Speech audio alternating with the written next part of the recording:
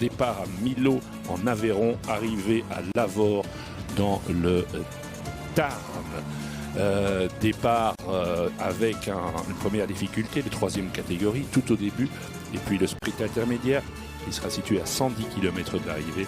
Des fois le tour peut être beaucoup plus dangereux avec des étapes à bordure et du vent que les étapes de montagne. Regardez derrière comme ça casse de partout.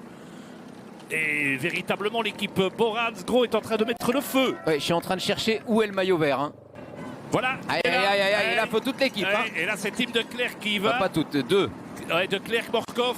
Ils étaient revenus, mais vraiment le nez dessus. Oui, mais et la route s'élève de nouveau. Hein. La route, elle s'est élevée et la route, elle a légèrement tourné. Donc on a repris, on était plutôt sur un vent, plutôt presque 3/4 face. Là, on a repris un bon vent de côté, ce qui fait que ça redonne des bordures.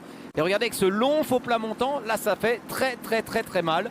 Et l'équipe Bora, elle utilise à merveille le terrain. Elle court avec beaucoup d'intelligence. Tout ça sous le pilotage de Peter Sagan, hein, qui lui est derrière et donne les indications. Alors Trentin qui arrive avec Sagan dans la roue. Alaphilippe va le faire aussi. Alaphilippe le fait, oui. Et c'est Trentin ou Sagan. Non, Sagan. Ah non, Trentin, Sagan, Coquard, Alaphilippe.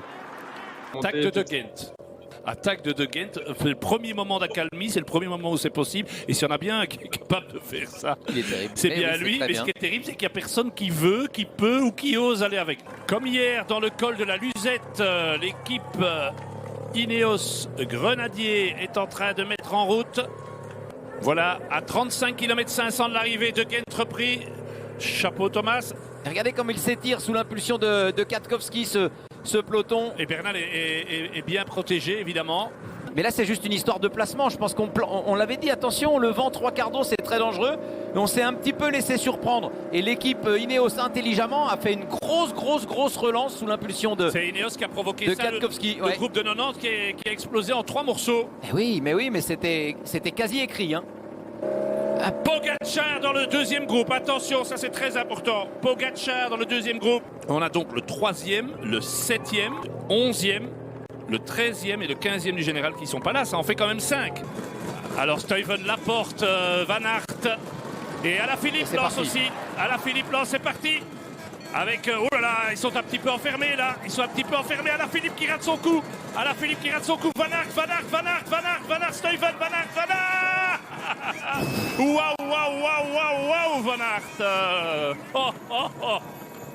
Oh là là, c'est incroyable. 2 fois en 48 heures, il n'y a même pas à discuter. Van Aert. Et le coureur qu'on n'avait pas vu, c'est Boissonhagen, hein.